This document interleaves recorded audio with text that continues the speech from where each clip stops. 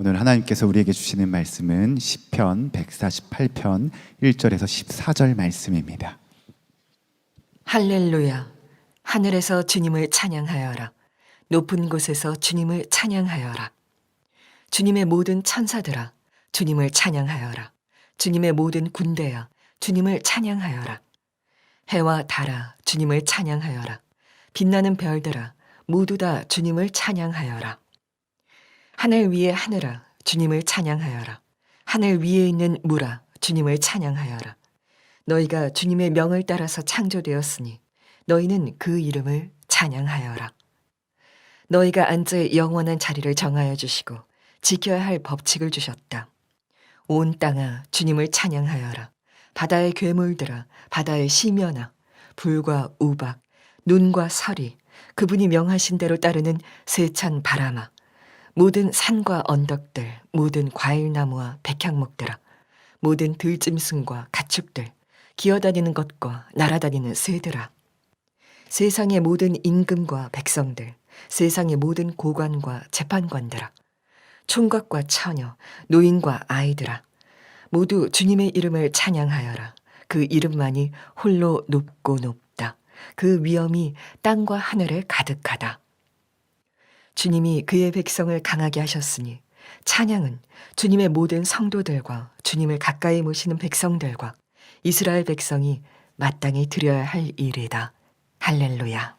할렐루야, 아멘. 하나님의 말씀입니다. 자리에 앉으시겠습니다. 오늘 시편 148편을 함께 묵상하면서 여러분 마음에 오직 나는 하나님만 찬양하리라 하는 분명한 결단, 또 그 믿음이 여러분 안에 일어나게 되기를 축복합니다. 그것이 하나님을 정말 잘 믿는 것이고, 그리고 우리에게 정말 복이 되는 일입니다. 시편 148편에서도 하나님을 찬양하라는 말씀이 계속 나오는데 1절, 2절에서는 하늘에 있는 천군과 천사들에게 하나님을 찬양하라고 합니다. 3절, 4절에 내려오면 해와 달과 별들에게 하나님을 찬양하라고 말합니다. 3절에 보면 해와 달아 주님을 찬양하여라. 빛나는 별들아 모두 다 주님을 찬양하여라. 4절에 하늘 위에 하늘아 주님을 찬양하여라. 하늘 위에 있는 물아 주님을 찬양하여라.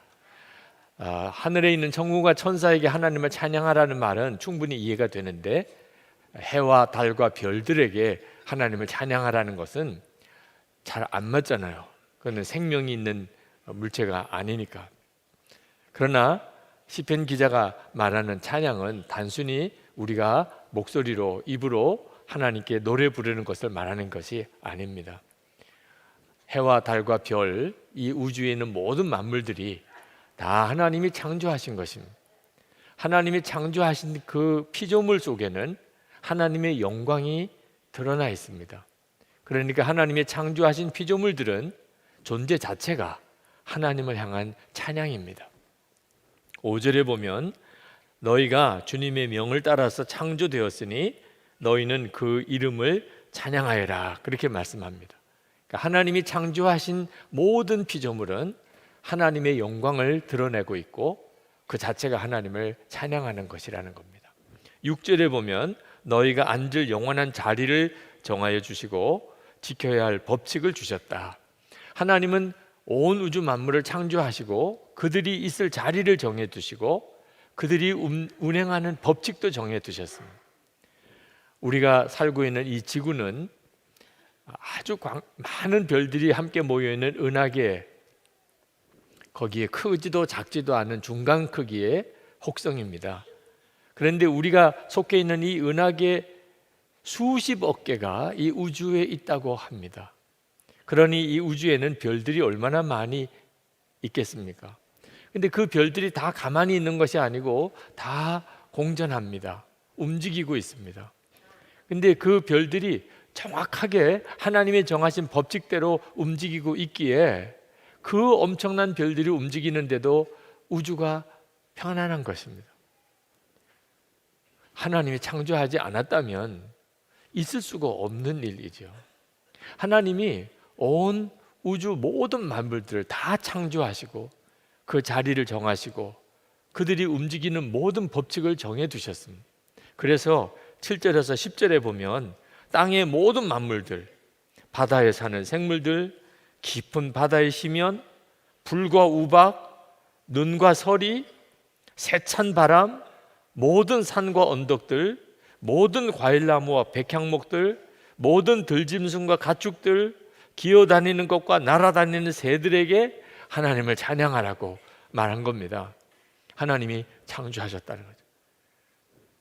이 온 우주 만물들이 다 오직 하나님을 찬양해야 한다는 겁니다. 자, 시편 기자가 이렇게 말하는 것은 하나님이 창조하셨다는 것을 강조하는 뜻이 분명히 있습니다. 온 우주 만물은 다 하나님이 창조하신 것이니까 다 하나님을 찬양하고 있다는 거죠. 그러나 그 고백 속에는 또 어떤 의미가 있느냐 하면 하나님이 창조하신 피조물을 창조하지 말라는 것입니다. 찬양하지 말라는 것입니다. 하나님이 만드신 피조물을 찬양하고 예배하는 것이 하나님을 믿지 않는 어리석은 사람들의 행동입니다. 하나님이 창조하신 것입니다. 하나님의 피조물입니다. 그들이 하나님을 찬양해야 하지. 우리가 그 피조물을 찬양하고 예배하는 것은 무서운 죄에 해당된다는 것입니다. 하나님을 믿지 않는 사람들이기 때문에 자기들이 얼마나 무서운 죄를 짓고 있는지를 모르는 것이 안타깝지요. 그러니까 해를 보고 신이라고 하고, 달을 보고 섬기고, 별들을 보고 섬기고, 큰 산을 보면, 그리고 바다를 보면 거기에 신이 있는 것 같고, 아주 오래된 나무에 거기에 신이 있는 것 같고, 그래서 거기다가 복을 달라고 빌고, 동물의 형상을 만들어 놓고 거기다가 절하고 제사하는 것이 우상숭배인 것입니다. 이 우주에 있는 모든 것들이 다 오직 하나님만을 찬양해야 한다는 말은 절대로 우상숭배해서는 안 된다는, 하나님이 만든 피조물을 섬기거나 예배해서는 안 된다는 것입니다. 그 배후에는 무서운 마귀의 계략이 있습니다. 사람들의 보기에 그럴듯해 보이고 엄청난 커 보이면 거기에 섬기고 절하려고 하는 충동을 받게 됩니다. 마귀가 그렇게 충동하는 겁니다. 마귀는 하나님의 영광을 가로채기를 원합니다. 그래서 자기가 섬김을 받기를 원합니다. 마귀가 교묘하게 사람들의 마음을 어리석게 하여서 하나님이 만드신 피조물을 하나님처럼 섬기게 만드는 것입니다. 이것은 정말 두려운 일입니다. 그래서 하나님이 우상숭배를 그렇게 금하신 것입니다. 그런데 여러분, 우리는 하나님을 믿습니다. 우리는 동물의 형상이나 해와 달을 섬기는 사람은 아닙니다. 그러나 역시 우리에게도 우상숭배는 매우 중요한 문제입니다. 하나님을 믿는다고 하는 우리들에게도 우상숭배의 죄가 있습니다. 골로새서 3장 5절에 보면은 탐심이 우상숭배라고 그랬습니다. 돈, 종이 조각에 불과할 만큼 정말 어떻게 보면 아무것도 아닌 것 보이는 그 돈이 사람들의 섬김을 받고 하나님을 믿는 성도들의 마음에도 동일하게 탐심으로 역사합니다. 돈이 좋은 걸 어떻게 해요? 돈이 힘이 있다고 믿어지는데 어떡합니까? 예수님께서 돈이 하나님과 함께 그렇게 섬김을 받을 수 있는 대상이라고 말씀하셨습니다. 마태복음 6장 24절에 너희가 하나님과 재물을 겸하여 섬기지 못하리라. 디모데전서 6장 10절에는 돈을 사랑함이 일만하게 뿌리가 되나니 이것을 탐내는 자들은 미혹을 받아 믿음에서 떠나 많은 근심으로써 자기를 찔렀도다. 성도들 안에도 돈을 사랑하는 마음, 그리고 그 돈을 탐내는 마음이 있습니다. 여러분은 그것이 해결되셨습니까? 여러분은 오직 나는 하나님만 믿고 섬긴다고 그렇게 고백하려면 여러분 안에 돈에 대한 탐심이 해결되어야 하는 것입니다. 롯의 아내 탐심 때문에 소금 기둥 되었습니다. 초대교회의 아나니아와 삽비라 부부는 탐심을 품는 바람에 하나님 앞에 헌금하는 자리에서 그들은 죽어나갔습니다. 탐심은 정말 무서운 것인 것을 알아야 합니다. 그런데 여전히 내가 돈을 사랑하고 돈에 대한 욕심이 해결되지 않는다면 그건 무슨 뜻이죠? 그가 아직 진짜 예수님을 만나지 못했다는 것입니다. 우리가 예수님을 정말 만났는지 아닌지는 기준이 분명합니다. 예수님이 돈보다 더 좋아지는 것입니다. 삭개오가 예수님을 만나고 그는 자기가 가지고 있는 재산 다 나눠주었습니다. 그런 분이 예수님이십니다. 나는 오직 주님만을 찬양하고 주님만 예배할 것이라. 돈은 어떻게 되겠느냐? 여러분 스스로가 여러분 자신을 점검해야 합니다. 예수님을 믿고 하나님을 예배한다고 하는 우리들에게 있는 또 하나의 우상이 있는데 그것이 바로 유력한 사람을 섬기는 것입니다. 사람에 대해서 우리가 가지고 있는 예배하는 마음, 사람을 의지하는 마음입니다. 그것이 또한 우리가 정말 극복해야 될 우상 숭배입니다. 사도행전 12장에 보면 헤롯이 백성들 앞에서 연설을 하는데 어떤 사람이 아주 아부성 발언을 했습니다. 이것은 신의 소리요 사람의 소리가 아니라. 그런 말을 들었을 때 헤롯이 기분이 좋았습니다. 하나님의 영광을 가로챘습니다. 그때 하나님의 천사가 헤롯을 쳐서 벌레가 헤롯을 파먹어 죽었습니다. 하나님의 영광을 가로채는 것 얼마나 무서운가를 알아야 합니다. 사도행전 14장에 보면 사도 바울이 루스드라에서 복음을 전할 때 나면서 걷지 못한 자를 예수님의 이름으로 그가 일으켜 세웠습니다. 그런 기적이 일어나게 되니까 루스드라에 있는 사람들이 이 바울과 바나바를 신으로 여기고 그 바울과 바나바에게 제사를 드리려고 했습니다. 그때 바울이 소리를 지르면서 이렇게 말했습니다. 사도행전 14장 15절 여러분이 어찌하여 이러한 일을 하느냐? 우리도 여러분과 같은 성정을 가진 사람이라. 여러분에게 복음을 전하는 것은 이런 헛된 일을 버리고 천지와 바다와 그 가운데 만물을 지으시고 살아계신 하나님께로 돌아오게 함이라. 사람을 의지하고 사람을 섬기는 일, 이런 어리석은 일을 버리라는 거예요. 우리가 진짜 하나님을 믿게 되면, 예수님을 만나게 되면 사람은 사랑할 대상이죠. 사람은 사랑할 대상이지 사람을 섬기거나 그를 하나님처럼 의지하게 되지 않습니다. 시편 기자는 하나님이 우리를 강하게 하신다고 말씀하셨어요. 이스라엘 백성을 그렇게 하신다고 말씀하셨어요. 시편 14절에 148편 14절에 주님이 그의 백성을 강하게 하셨으니 찬양은 주님의 모든 성도들과 주님을 가까이 모시는 백성들과 이스라엘 백성이 마땅히 드려야 할 일이라. 할렐루야 그랬습니다. 우리가 강해질 때, 성공했다고 느낄 때, 사람들이 우리를 주목할 때 알아야 합니다. 하나님이 하신 것입니다. 조금이라도 그것을 자기 영광으로 삼으려고 하면 그는 망하는 길로 들어서는 겁니다. 철저하게 이건 하나님이 하신 것이라. 오직 하나님만 찬양을 받으실 것이라.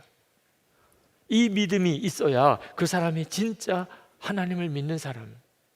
그러므로 오직 하나님을 찬양하고 하나님께만 예배하겠다는 믿음은 참으로 놀라운 것입니다. 그건 정말 복이 있는 것입니다. 그가 진짜 하나님을 믿는 사람이라는 증거이기 때문에 그렇습니다. 배워서 아는 하나님, 들어서 아는 하나님으로는 절대로 그렇게 할 수가 없습니다. 오직 하나님만 예배하겠다고 하는 이 고백은 내 목숨을 걸어야 되는 것이기 때문에 그렇습니다. 초대교회 때 왜 예수 믿는 사람들을 로마 황제가 그렇게 핍박하고 죽였습니까? 오직 하나님만 예배하겠다고 하기 때문에 그랬던 것입니다. 로마 황제를 숭배하지 아니하고 황제를 우상 숭배하지 아니하고 나에게는 진짜 주님이 있다. 나는 오직 하나님만 예배할 것이다. 그 말에 로마 황제가 격분한 것입니다. 기독교인들은 아무 힘이 없었습니다. 감옥에 끌고 가면 끌려갔습니다. 재산 뺐으면 다 뺏겼습니다. 죽이면 그냥 죽임을 당했어요. 누구도 대항하지 않았습니다. 그런 참으로 약해 보이는 기독교인들을 왜 그렇게 무자비하게 죽인 겁니까? 오직 하나님만 예배하겠다는 말이 로마 황제에게는 두려운 고백이었다는 거예요. 죽어가면서까지 하나님을 고백하겠다고 하니 더 두려웠던 것입니다. 저 북한 정권이 왜 예수 믿는 기독교인들을 그렇게 핍박하는 것입니까? 우리는 오직 하나님만 예배하겠다고 하는 것이 두려운 것입니다. 그러므로 들어서 아는 하나님, 배워서 아는 하나님, 그런 하나님으로 절대로 나는 하나님만 예배합니다, 이렇게 고백 못합니다. 하나님을 만난 사람, 진짜 하나님과 친밀히 동행하는 그런 믿음의 눈이 뜨인 사람만이 나는 오직 하나님만 예배할 것입니다. 더 이상 내게는 우상이 없습니다. 돈, 사람, 더 이상 내게는 더 이상 섬김의 대상이 아닙니다. 이런 고백이 우리에게 있어야 합니다. 저는 2011년, 벌써 한 10년 가까워집니다. 2011년 임원 훈련 때에 우리 교회 담임 목사님을 좀 바꾸자고 제안했습니다. 사람이 유기성 목사가 더 이상 이 교회 담임 목사가 아니고 예수 그리스도께서 우리 교회 담임 목사가 되게 하자고 제안했습니다. 여러분 동의하십니까? 예수님께서 이 교회의 주인이십니다. 그게 우리의 고백이잖아요. 예수님이 우리와 함께 계십니다. 그러면 우리 교회는 당연히 예수님이 담임 목사님이지 사람인 제가 담임 목사여야 되겠습니까? 저는 벌써부터 그런 생각이 들었습니다. 교회 담임자는 사람이어서는 안 된다. 예수님이 진짜 교회의 주인이셔야 된다. 그래서 우리 예수님을 담임 목사님으로 하자고 하는 마음은 있었지만 그걸 선언할 자신은 없었습니다. 왜냐하면 실제로 그런 뜻을 가지고 교회를 예수님이 담임자가 되시도록, 예수님이 진짜 주인이 되시도록 그렇게 목회를 시도해 보신 분들이 여러분이 계셨습니다.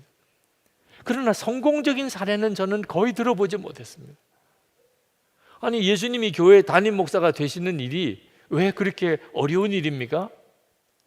실제로 목사도 교인들도 예수님께서 정말 우리와 함께 계시는 것이 믿어지고 주님이 말씀하시면 그걸 알아듣고 주님이 이끄시는 대로 따라갈 수 있게 되어야 예수님이 담임 목사님이 되시는 거죠. 예수님이 진짜 우리와 함께 계시는지를 잘 모르겠어요. 보이지 않으시니까 믿어지지도 않을 때가 있어요. 주님이 뭐라고 하시는지 도무지 알아들을 수가 없어요. 그런데 어떻게 예수님이 담임 목사가 되십니까? 그냥 우리들끼리 의논해서 그저 의견이 많은 쪽으로 결정하고 나가는 거죠. 결국은 목사 뜻대로, 결국은 장로님 뜻대로 그렇게 되어지는 거죠. 우리가 늘 보고 있는 교회입니다. 그런데 2011년에는 어떻게 예수님을 담임 목사님으로 하십시다 이런 제안을 할 수 있었을까요? 그 해부터 예수 동행 일기를 쓴 거예요. 24시간 주님을 바라봅시다. 아침에 눈 뜰 때부터 밤에 잘 때까지 항상 주님을 생각하며 살아보고 그걸 매일 일기로 써봅시다. 그 일을 한 1년 동안 했습니다. 그러고 난 다음에 제 마음속에 되겠구나, 이게 되겠구나. 예수님이 우리와 함께 계시다는 것을 온 교우들이 다 믿을 수 있는 역사가 일어날 수 있겠구나. 주님께 귀를 기울이고 항상 주님을 의식하는 일이 가능하겠구나. 그래서 그해 우리 예수님 이제 우리 교회 담임 목사님이십니다. 그렇게 선포했었어요. 담임 목사님 생신이 다가옵니다, 지금.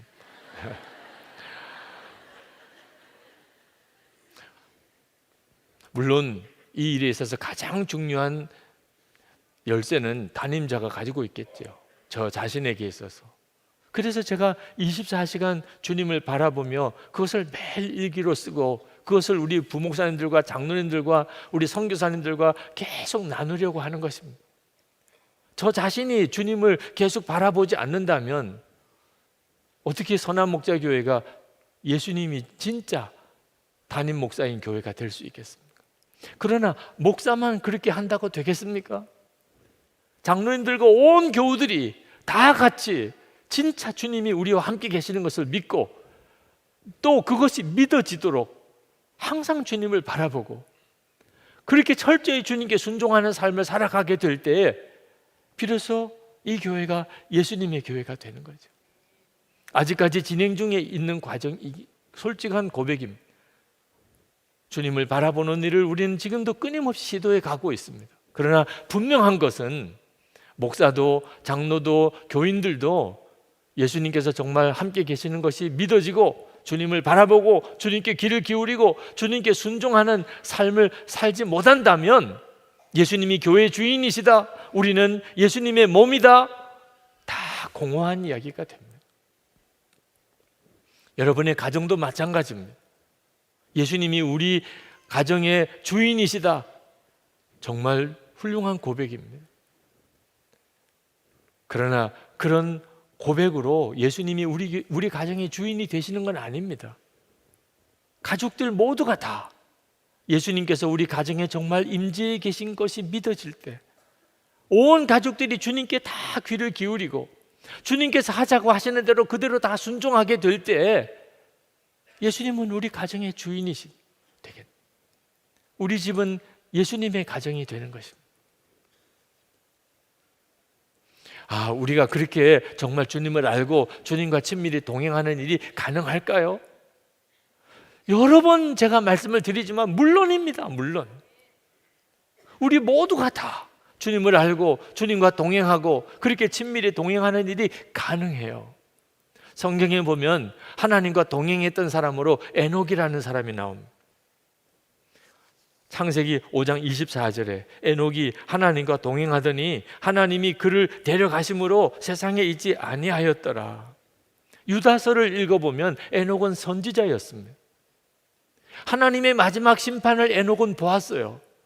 우리 주님이 재림하실 때를 에녹은 이미 보았어요. 하나님이 다 보여주셨어요.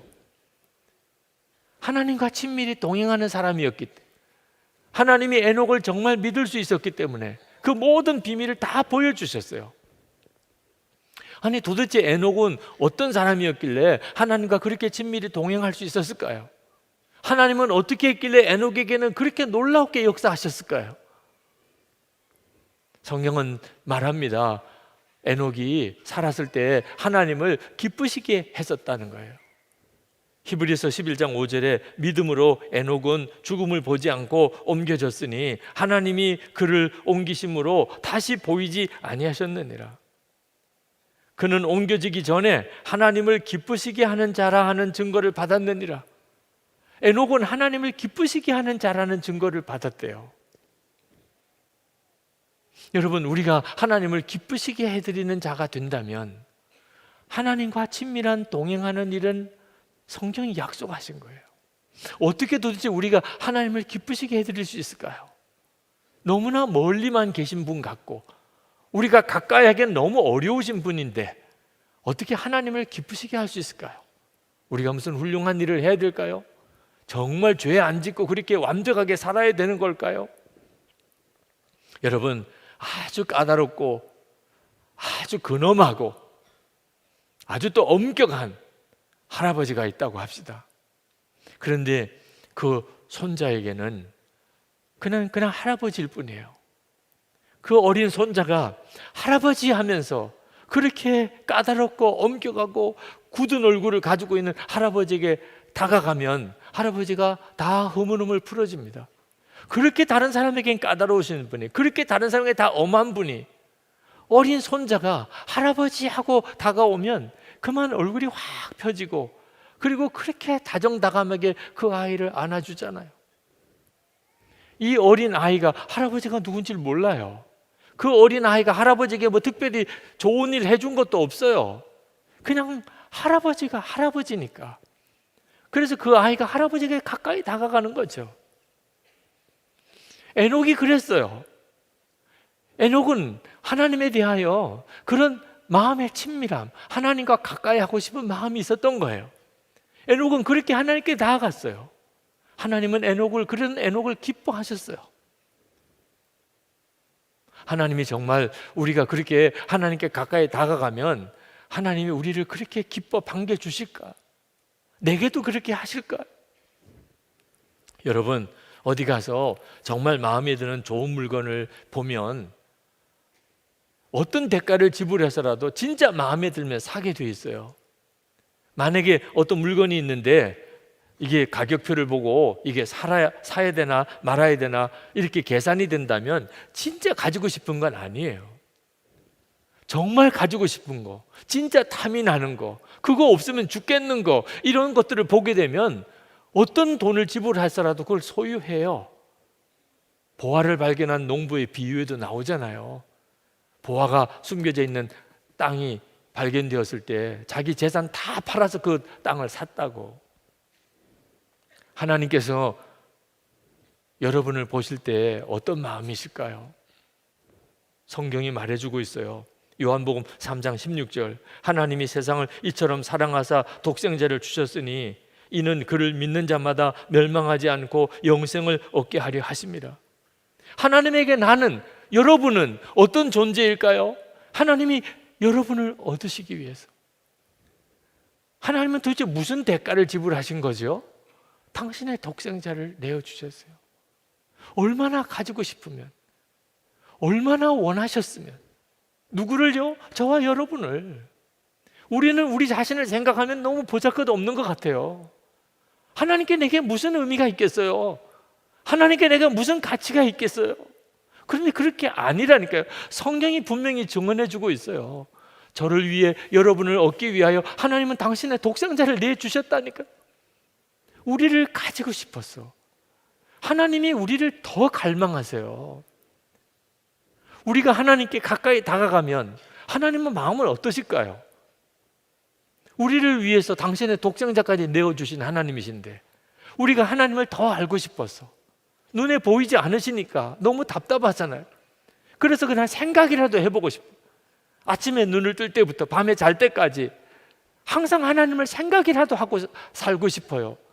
그걸 매일 하고 싶어서 매일 기록을 해요. 하나님의 마음이 어떠실까요? 하나님을 기쁘시게 하는 일은 그렇게 어려운 일이 아닙니다. 하나님이 나를 얼마나 사랑하셨는지를 진짜 믿고, 그리고 나도 하나님을 계속 향하여 나아가는 거예요. 계속 주님을 생각하는 거예요. 어제 저에게 진주에 사는 어느 여성도 한 분이 손편지를 보내오셨어요. 그분은 늦게 예수를 믿으셨대요. 그런데 최근에 아마 제 설교를 들으셨던 모양이고, 그래서 주님과 같이 미리 동행할 수 있는 길이 있다는 사실을 알고 일기를 쓰기 시작하셨대요. 그런데 너무 놀랍다는 거예요. 첫 번째로 하나님께서 정말 자기에게 감사할 일을 많이 주신다는 걸 깨달았대요. 일기를 써보니까 알겠더래요. 두 번째는 하나님께서 진짜 선하시고 인자하심이 영원한 분임을 자기가 알겠더래요. 하나님은 진짜 그런 분이고. 세 번째는 더 중요한 것이 하나님께서 자기에게 엄마 같은 친근함으로 다가오시는 분이라는 것입니다.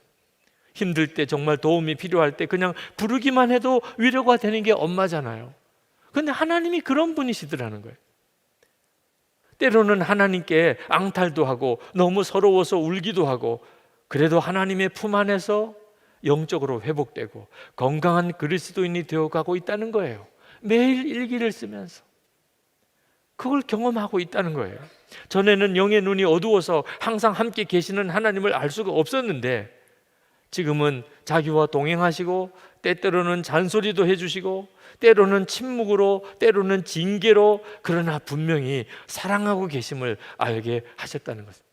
그래서 너무나 감사하다고 아주 길게 손으로 편지를 써 보내주셨어요.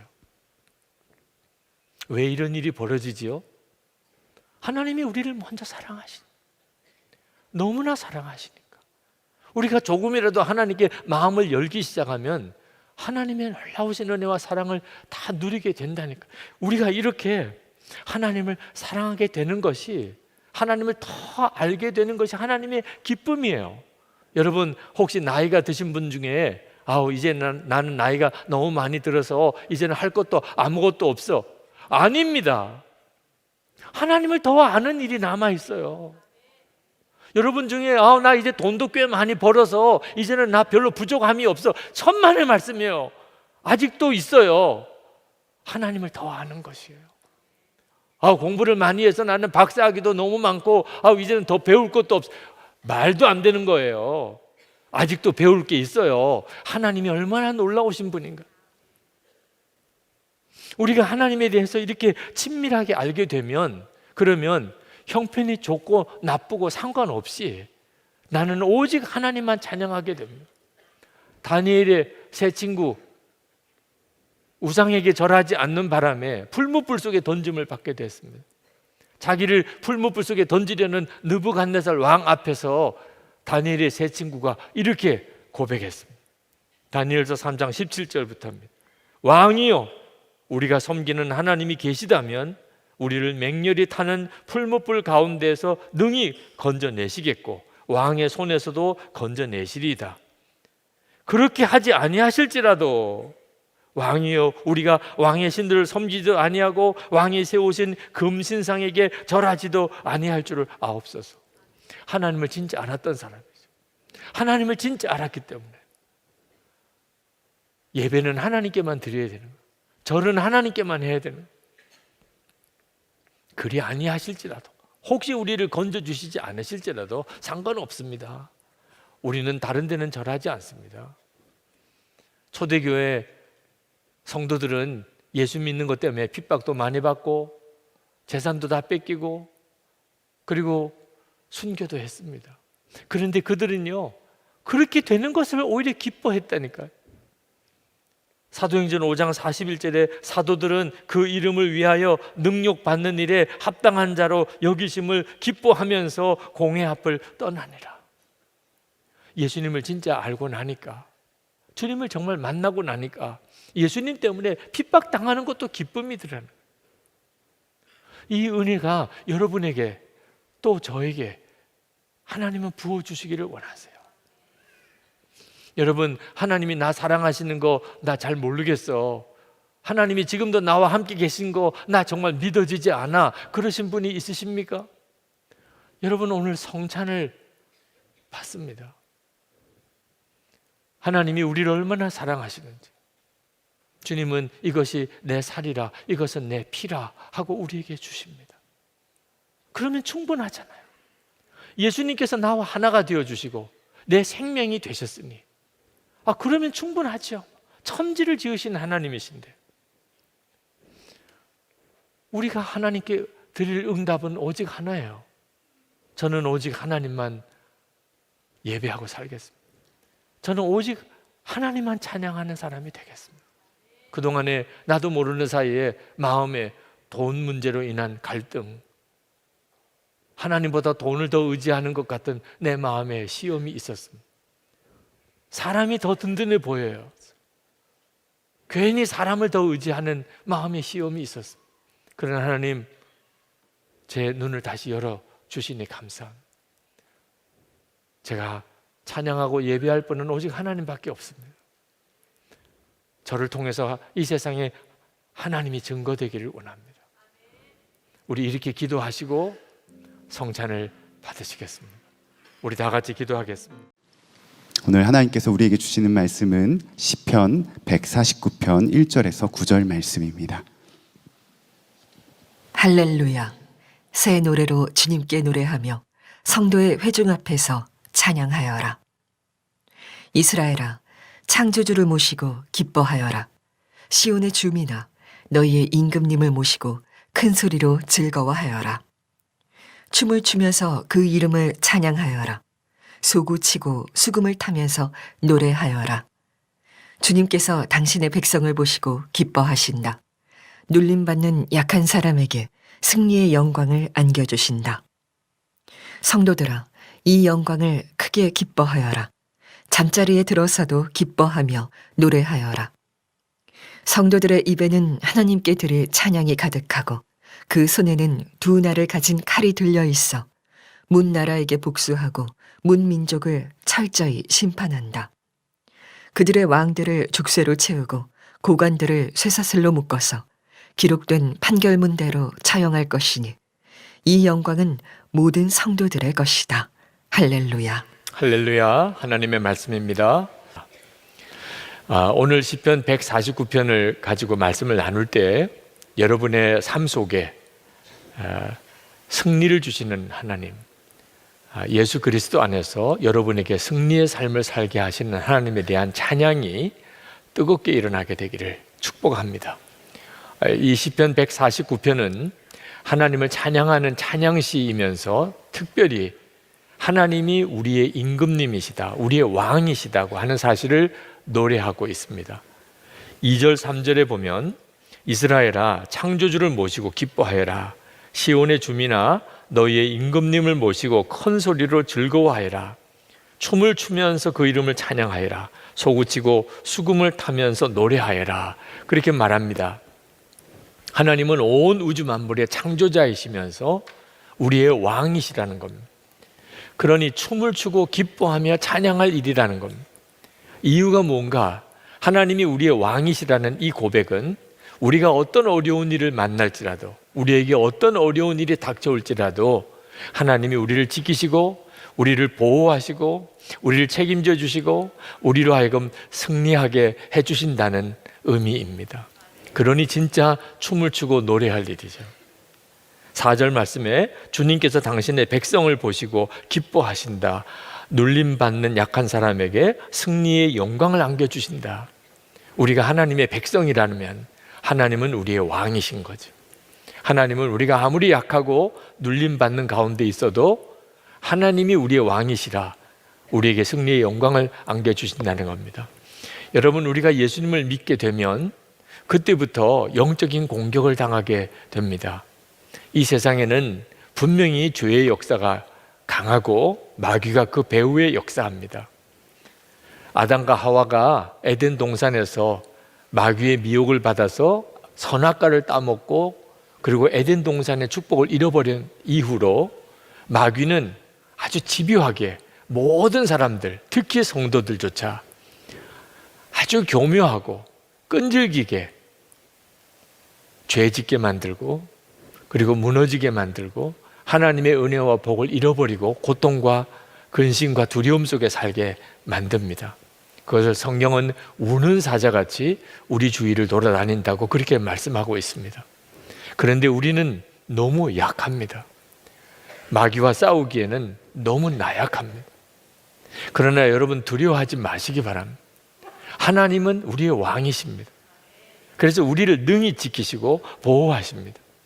그래서 우리가 잠을 잘 때도 아주 편안하게 기쁨으로 노래하면서 잠을 자게 만들어 주십니다. 5절 말씀에 성도들아 이 영광을 크게 기뻐하여라. 잠자리에 들어서도 기뻐하며 노래하여라. 사도 바울은 이 승리는 예수 그리스도 안에서 하나님이 주시는 것이라고 그랬습니다. 우리가 죄와 싸우고 세상과 싸우고 그리고 육신과 싸우고 마귀와 싸워서 이기는 것이 아니고 승리는 예수님 안에서 하나님이 주시는 것이라는. 고린도전서 15장 57절에 우리 주 예수 그리스도로 말미암아 우리에게 이김을 주시는 하나님께 감사하노니. 용서만 주신 게 아닙니다. 분명히 주님은 우리에게 이김을 주셨다고 그랬습니다. 그래서 예수를 믿는 성도에게는 이기는 자의 분위기가 있습니다. 이기는 자에게는 독특한 분위기가 있습니다. 기쁨이 있고 감사가 있고 용서가 있고 사랑이 있고 그 모든 것이 다 함께 찬양으로 올려집니다. 그래서 성도를 보면, 진짜 참 성도를 보면 그 사람이 정말 하나님을 왕으로 섬기고 있는 자인지를 금방 알 수가 있습니다. 아, 이 사람이 이기는 사람이구나 하는 그런 분명한 느낌이 있는 것입니다. 하나님이 왕이심을 믿는 성도들의 입에는 항상 하나님께 드릴 찬양으로 가득합니다. 6절 앞부분에 성도들의 입에는 하나님께 드릴 찬양이 가득하고 그랬습니다. 그래서 우리는 혼자 있을 때도 찬송하고 함께 모여서도 찬송하는 겁니다. 오늘도 하나님께 드리는 예배의 거의 대부분은 찬송인 것입니다. 우리가 그렇게 찬송할 때 우리에게 세상을 이기는 승리가 있습니다. 6절 하반절부터 9절까지 이렇게 말씀합니다. 그 손에는 두 날을 가진 칼이 들려 있어 문 나라에게 복수하고 문 민족을 철저히 심판한다. 그들의 왕들을 족쇄로 채우고 고관들을 쇠사슬로 묶어서 기록된 판결문대로 처형할 것이니 이 영광은 모든 성도들의 것이다. 할렐루야. 이것이 세상에서 영적 싸움을 싸우고 있는 성도들의 고백입니다. 하나님이 성도들에게 주신 은혜입니다. 우리가 하나님께 찬양하는 것은 하나님이 우리의 왕이라고 하는 고백입니다. 성도들의 특징인 거죠. 시편 23편에 보면 다윗이 내가 사망의 음침한 골짜기를 다닐지라도 해 받을 것을 두려워하지 않는다고 노래했습니다. 하나님이 자신의 왕인 것을 분명히 믿었기 때문에. 역대하 20장에 보면 여호사밧 왕이 모압과 암몬 연합 대군이 그 이스라엘을 치러 들어왔을 때 처음에는 다 죽는 줄 알고 낙심했다가 하나님의 선지자가 전쟁은 하나님의 것이라고 그렇게 선포하는 말씀을 붙잡고 담대함을 얻었습니다. 하나님이 왕이시구나. 그래서 그 다음 그 대군과 대항해서 전쟁터로 나갈 때 이스라엘 군사들 맨 앞에 성가대를 세웠습니다. 전쟁터로 나가면서 맨 앞에 성가대를 세우고 찬양을 하면서 그 전쟁터로 나갔습니다. 활 한 번 쏘거나 칼 한 번 휘둘러 보지 않고 모압 암몬 대군이 스스로 자기들끼리 죽고 죽이면서 다 죽어버렸습니다. 느헤미야는 하나님을 여호와를 기뻐하는 것이 너희의 힘이라. 이것이 바로 성도들의 삶의 특징입니다. 여러분, 마음이 힘들고 삶에 어려움이 오고 때때로 악한 영적인 공격을 여러분 당해서 힘들어질 때 영분별을 잘해야 합니다. 안개가 자욱하게 깔렸을 때 사방 1km에 있는 안개를 다 모아보면 물 한 컵 정도밖에 안 된다는 겁니다. 그러니까 물 한 컵 정도의 물이 안개로 사방 1km를 가득 채우는 거죠. 실제로는 아무것도 아닌데 우리의 눈에는 그게 엄청난 것처럼 보인다는 거죠.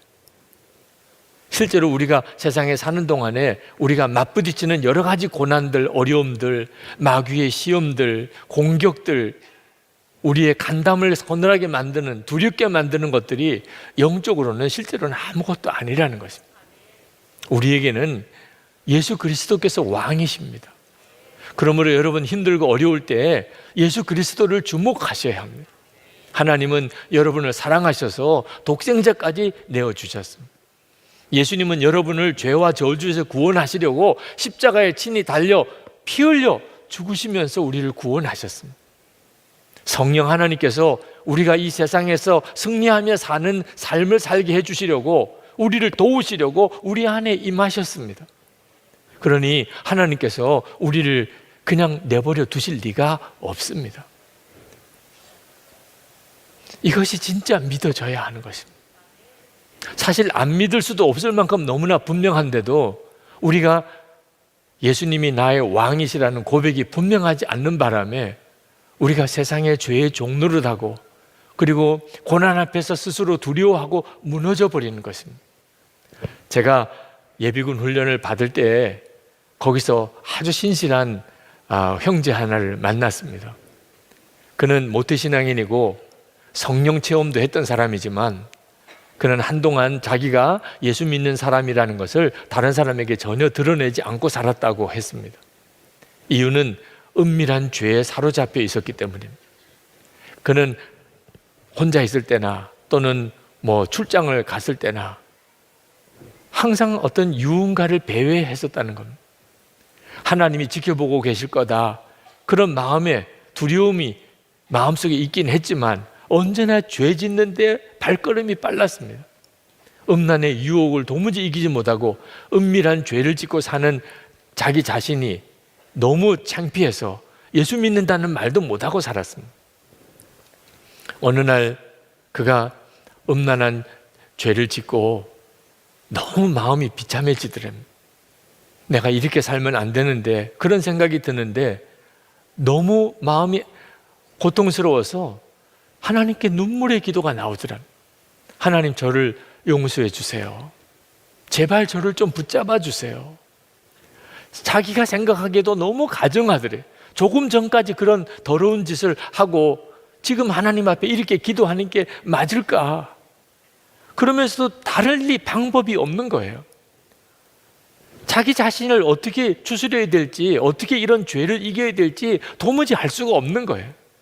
그렇게 하나님 앞에 탄식의 기도를 정말 간절히 드린 이후에 정말 놀라운 일이 일어나기 시작하더라는 겁니다. 하나님께서 자기가 도무지 극복하지 못하는 이런 은밀한 죄를 이길 수 있게 역사하기 시작하는 것을 경험하기 시작한 겁니다. 한 번은 그렇게 옛날에 다니던 그 술집을 찾아갔는데 문이 닫힌 거예요. 그때 마음에 하나님이 막으시나? 자기는 분명히 그냥 그 술집까지 간 거예요. 그런데 하나님이 막아주시는구나, 그런 생각이 들더래요. 한 번은 음란한 죄를 지으려고 가누고 있는데 목사님을 만난 거예요. 집사님 어디 가세요? 그러는데 말을 못하고 자기가 막 당황해하면서 마음속에 하나님이 막으시나? 그런 생각이 들더래요. 정말 소문난 어떤 그런 유흥업소를 찾아가는데 길을 잃어버리고 한참을 헤매고 다니면서 자기 마음속에 하나님이 내가 죄 짓는 것을 막으시나? 그런 생각이 들더라는 거예요. 계속해서. 사람은 참 어리석고 그리고 죄는 정말 끈질기죠. 그런 생각을 하면서도 그는 여전히 죄를 끊지를 못했어요. 그런데 한 번은 거래처와 술 접대를 해야 되는 일이 생겼는데 마음에 아주 포기가 되더래요. 어쩔 수가 없는 일이야. 오늘은 어쩔 수 없이 그냥 죄 짓게 될 수밖에 없어. 그런 생각을 하고, 그리고 술을 마시는데 자기 옆에서 술을 따라주는 접대 부인 그 호스테스가 자기에게 귓속말로 이야기를 하더래요. 사장님, 예수 믿으세요? 기절하는 줄 알았대. 그리고는 사업이 성사되고 거래가 되고 안 되고를 떠나서 그냥 자기 겉옷 쥐어 들고 뛰쳐나왔습니다. 하나님께서 자기 앞에서 너무나 분명하게 자기의 모든 것을 보고 계시다는 것이 느껴지는데 견딜 수가 없더래요. 그리고 그때부터 여전히 자기 속에는 음란한 죄의 역사가 있지만 더 이상 죄에 끌려가지 않게 됐다는 거예요. 저를 보면서 울면서 고백했어요. 저는 진짜 나쁜 놈입니다. 그런데 예수님께서는 저를 절대로 포기하지 않으신 거예요. 죄의 유혹이 있지만 저는 정말 죄를 지을 수가 없는 상태에 있습니다. 주님이 나와 함께 하시는 게 너무나 분명하게 느껴지기 때문이에요. 여러분 진짜 죄를 이기고 육신을 이기고 세상을 이기고 마귀를 이기고 그렇게 살고 싶습니까? 그게 정말 그렇습니까? 여러분의 진짜 소원입니까? 그게 중요해요. 여러분이 진짜 그걸 원하는지, 죄를 이기고 세상을 이기고 여러분 자신을 이기고 마귀를 이기고 그렇게 살고 싶으냐 말이에요. 진짜 여러분이 그렇게 원한다면 그건 여러분의 기도가 될 거예요. 암에 걸렸을 때 암을 고쳐달라고 하는 기도, 가족이 죽게 됐을 때 가족을 살려달라고 하는 기도, 소원이니까 기도가 되잖아요. 정말 여러분이 이기고 그렇게 살고 싶습니까? 하나님은 용서만 해주신 게 아니고 승리도 주셨다는 사실을 믿고 나도 그렇게 살게 해주세요. 그게 진짜 소원이면 하나님은 반드시 여러분에게 승리를 주십니다. 여러분이 그것을 정말 원하시면. 사도 바울은 고린도후서 4장 7절에서 우리가 이 보배를 질그릇에 가졌으니 그랬습니다. 우리 자신이 질그릇 같아요. 어쩌면 그렇게 죄에 연약하지요? 어쩌면 그렇게 유혹을 잘 받지요? 어쩌면 그렇게 겁이 많지요? 어떻게 그렇게 어리석지요? 우리는 진짜 질그릇 같아요. 아무짝에도 쓸 게 없는 귀한 가치가 없어 보이는 그릇이에요. 그런데 우리 안에 보배가 있어요. 예수 그리스도세요. 이것이 복음이에요. 이것이 예수 믿는 성도가 누리는 은혜예요. 그래서 우리 자신은 죄를 이길 수가 없지만, 우리에게는 승리가 없지만 우리가 세상을 이길 수 있는 거예요. 왜? 승리는 예수 그리스도 그분에게 있으니까. 이것이 왕을 모시고 사는 성도의 고백이에요. 내 안에 왕이 계시다는. 그래서 사도 바울은 이렇게 고백합니다.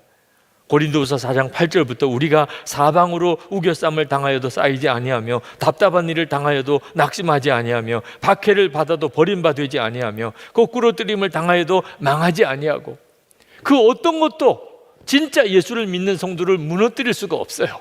그 마음의 중심에 예수님이 왕이시니까. 우리가 할 일은 복음 그대로 나는 죽고 예수로 산다 고백하고 믿고 하나님을 찬양하는 것뿐입니다.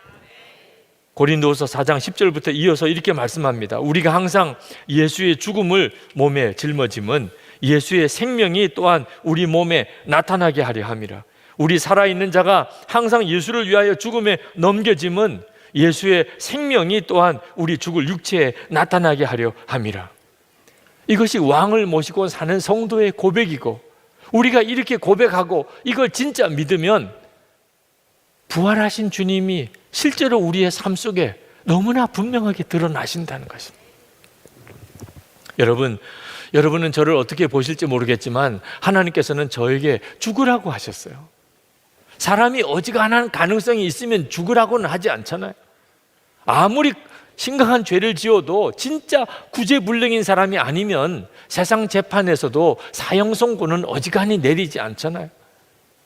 하나님께서는 저에게 죽으라고 하셨어요. 가능성이 조금도 없다, 선한 게 조금도 없다, 저에게는 세상을 이길, 죄를 이길 수 있는 능력이 조금도 없다고 판단하신 거죠. 그런데 제가 정말 죽었습니다 고백하고 살게 되면서 저 스스로 도무지 이길 수 없는 승리를 경험하게 하셨어요. 나는 죽었습니다. 그 고백이 저에게 예수님은 지금도 살아계시구나, 정말 나와 함께 계시구나, 그것을 체험하게 만들어 주었어요. 여러분, 진짜 우리에게는 선한 것이 없어요. 우리 속에 있는 마음은 찡그리고 있으면서 겉은 웃을 수 있어요. 속은 교만하면서 겉은 고개를 숙일 수 있어요. 속은 성질이 부글부글 일어나는데 겉으로는 아무렇지도 않은 척 태어날 수 있어요. 우리의 죄가 겉으로 드러나지 않게 속으로 감추고 사는 거예요. 숨기고 감추고 누르고 그렇게 사는 것이 많은 사람들이 살고 있는 삶이에요. 예수를 믿어도 그렇게 믿는 사람들이 많아요. 누르고 감추고 그리고 꾸미고 그렇게 삽니다. 그러니 예수 믿는 것도 피곤한 거예요. 스스로가 생각해요. 너무 가증스러워요. 내가 위선자 같아요. 여러분, 이건 진짜 예수 믿는 게 아닙니다. 예수님을 믿는 것은 내 속에 있는 것을 드러내고 또 드러내는 거예요. 우리는 예수 그리스도와 함께 십자가에서 이미 우리 옛사람, 죄의 종로로 닫은 옛사람은 예수님과 함께 죽었어요.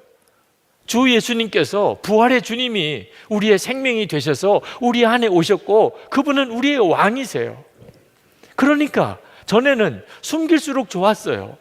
숨겨야만 되었어요. 내 속에 있는 거 누가 알면 큰일 나요. 그런데 이제는 드러낼수록 좋아요. 왜? 드러나면 예수님밖에 없으니까. 예수님이 나의 왕이시니 내가 드러내면 예수님만 역사하시는 거죠. 기독교가 다른 종교와 다른 것은 첫 번째는 예수님의 십자가의 속죄의 복음이에요. 두 번째는 그 예수님께서 우리 안에 거하시고 지금도 우리 안에 왕이시라는 것입니다. 이것이 예수 믿는 성도의 삶을 결정하는 것입니다. 그것이 진짜 믿어지게 될 때 그것이 우리의 찬송이 되는 것입니다. 노벨상 수상자인 펄벅 여사가 어릴 때 중국에서 살았습니다. 그 부모님이 선교사님이에요. 아버지 선교사님이 전도 여행을 한번 떠나면 한 달 이상씩 집에 들어오지 않으실 때가 많으셨어요. 어머니 캐롤라인 선교사님이 어린 아이들을 데리고 남편이 전도 여행 간 사이에 집을 지키고 사는 겁니다. 어느 날 밤에 뜨개질을 하고 있는데 밖에서 중국 사람들이 뭐라고 막 이야기를 하는 게 들렸어요. 그 마을에 심각한 가문이 들었어요. 그런데 그것은 신을 노하게 했기 때문이라는 겁니다. 왜 신이 노했는가? 우리 마을에 서양 귀신이 들어왔다. 이 사람들이 신을 노하게 했다는 겁니다. 그래서 우리가 오늘 밤에 이 사람들을 다 처형하자. 그래야 우리 마을에 가뭄이 그친다는 거예요. 그 말을 듣는데 얼마나 두려웠겠습니까? 남편도 없어요. 어린애들밖에 없어요. 캐롤라인 선교사님이 골방에 들어갔습니다. 두려운 마음을 가지고 하나님께 기도했어요. 그런데 기도 중에 하나님은 언제나 지키시고 보호하시고 어떤 상황에서도 승리를 주시는 하나님이신 것이 믿어졌어요. 왕이 계신 거예요. 진짜 깊은 밤이 되면서 사람들이 낫을 들고 꽃갱이를 들고 삽을 들고 집을 쳐들어 들어왔습니다. 얼마나 두려운 순간입니까? 그런데 캐롤라인 선교사님은 너무나 편안했어요. 그 사람들이 문을 밀치고 소리를 지르며 들어오니까 어서 오시라고 그랬어요. 들어온 사람들이 너무 당황스러웠어요. 다과가 준비되어져 있어요. 앉으시라는 거예요. 그 사람들이 어떻게 해야 될지 몰라서 쭈뼛쭈뼛 앉았습니다. 차를 드시고 그리고 다과를 드시면서 제가 노래를 불러드리겠습니다. 그러고는 오르간에 앉아서 중국어로 중국어 찬송을 부르기 시작했습니다. 이 폭도들이 너무 난감한 겁니다. 그리고 서로 자기들끼리 얼굴을 보면서 너무 멋쩍어 하는 거예요. 그 캐롤라인 선교사님이 찬송을 부를 때 한두 명씩 다 나가버리고 말았습니다. 벌봉 여사가 어릴 때 경험했던 어머니예요. 우리가 진짜 하나님이 나의 왕이신 것을 믿을 때 어떤 상황에서도 찬송할 수 있어요. 그리고 그 찬송은 어떤 두려움도 다 제거합니다. 넬슨 만델라, 남아공의 넬슨 만델라 평전에 보면 아주 감동적인 재판 이야기가 나옵니다. 그 피고는 반드 브렉이라고 하는 남아공의 백인 경찰관입니다. 그와 동료 경찰들이 18세의 흑인 소년을 무참하게 죽였습니다. 그리고 그 시체를 불에 태웠어요. 그것을 가족들이 아는 것을 알고 그 집을 쳐들어 들어갔습니다. 그리고 그 집을 불태웠어요. 그 남편도 불태웠어요. 그걸 그 아내가 지켜보게 했습니다. 그런 끔찍한 만행을 저질렀어요. 그 사실이 결국은 드러나고 재판을 받게 됩니다. 재판하는 마지막 선고하는 때 판사가 그 노 부인에게 그렇게 말했습니다. 우리가 이 반드 브렉에게 어떤 판결을 내려주기를 원합니까? 그 노 부인이 자리에 일어났어요. 저는 3가지를 요청합니다. 판사님, 3가지를 요청합니다. 첫 번째는 남편과 아들의 장례를 치르기 위해서 반드 브렉 씨가 남편의 시신을 불태운 장소로 가서 그 죄를 모아 주었으면 좋겠습니다. 두 번째는 반드 브렉 씨가 가족들을 전부 죽였지만 나는 그와 함께 나눌 사랑을 아직도 가지고 있기 때문에 한 달에 2번 우리 집에 와서 나와 함께 시간을 보내기를 원합니다. 그에게 엄마 노릇을 해주고 싶습니다. 세 번째, 그가 하나님의 용서를 받았다는 것과 나도 그를 용서한다는 사실을 기억했으면 좋겠습니다. 내가 그를 진심으로 용서했다는 사실을 그가 알게 하기 위하여 그를 한번 안아보았으면 좋겠습니다. 이 말을 하고 그 노 부인이 자리에 일어나서 피고석에 있는 반드 브렉 씨에게로 가는 겁니다. 그때 그 법정에 있는 어떤 한 사람이 나 같은 죄인 살리신 그 찬송을 부르기 시작했어요. 한 사람이 되고 2사람이 되고 사람들이 같이 따라 부르기 시작했어요. 법정 안에 나 같은 죄인 살리신 그 찬송이 울려 퍼졌어요. 그리고 그 노부인이 반드 브렉 씨에게 다가가는데 반드 브렉 씨가 기절하고 말았어요. 그렇게 무참하게 사람을 살해하던 그 끔찍한 그 죄인도 그 상황을 도무지 감당할 수가 없었던 거예요. 여러분, 마귀가 우리를, 성도를 괴롭게 하고 고통스럽게 하고 슬프게 하고 두렵게 할 때 우리가 그럼에도 불구하고 하나님을 찬양하면 마귀는 화가 납니다. 그래서 우리를 더 고통스럽게 만듭니다. 그럼에도 불구하고 우리가 여전히 하나님을 찬양하면 마귀는 정말 견딜 수 없이 분노하게 됩니다. 그래서 우리를 정말 아주 비참하게 만들어 버립니다. 그럼에도 불구하고 우리가 하나님을 찬양하면 마귀는 기절해 버리고 맙니다. 여러분 평생 얼마나 마귀에게 시달리고 사십니까? 이제는 마귀를 좀 기절시켜야 되지 않겠습니까? 우리에게는 그럴 수 있는 능력이 있습니다. 하나님은 우리의 왕이십니다. 우리가 그 사실을 진짜 믿고 그렇게 하나님을 찬양하는 것입니다. 요한계시록에 보면 하나님 앞에 선 사람들은 세상에 사는 동안 성공한 사람 또는 유명해진 사람 또는 부족함이 없이 살다가 그렇게 편안하게 살다가 죽은 사람, 그런 사람이 하나님 앞에 선다고 말하지 않았습니다. 오직 이기는 사람이라고 그랬어요. 이기는 자는 이것이 우리가 마지막 하나님 앞에 설 때 하나님 앞에 설 수 있는 자격입니다. 오늘 여러분들은 여러분이 정말 이기는 자인지를 스스로 점검해야 합니다. 우리 자신을 이기고 죄를 이기고 세상을 이기고 마귀를 이기고 슬픔을 이기고 분노를 이기고 좌절을 이기고, 예수 그리스도 안에서 우리에게 약속된 은혜예요. 주 예수님을 바라보세요. 우리는 왕을 모시고 사는 사람들입니다. 그럴 때 우리가 사는 우리의 삶 전체는 달라집니다. 성도는 이기는 자의 분위기를 가지고 있는 사람입니다. 기쁨과 감사, 사랑, 용서, 그 모두가 담겨져 있는 찬양입니다. 오늘 이 시간 우리 함께 기도하실 때 하나님, 주님 저에게 죄에 대한 용서도 주셨을 뿐만 아니고 죄를 이기는 승리도 주셨음을 믿습니다. 오늘 이 시간 주님을, 이김을 주시는 주님을 찬양하기 원합니다. 제 안에 왕이 계심을 언제나 노래하고 살겠습니다. 나는 죽고 정말 예수로 사는 자로 그렇게 살고 싶습니다. 세상을 이기게 하시고 마귀를 이기게 하소서.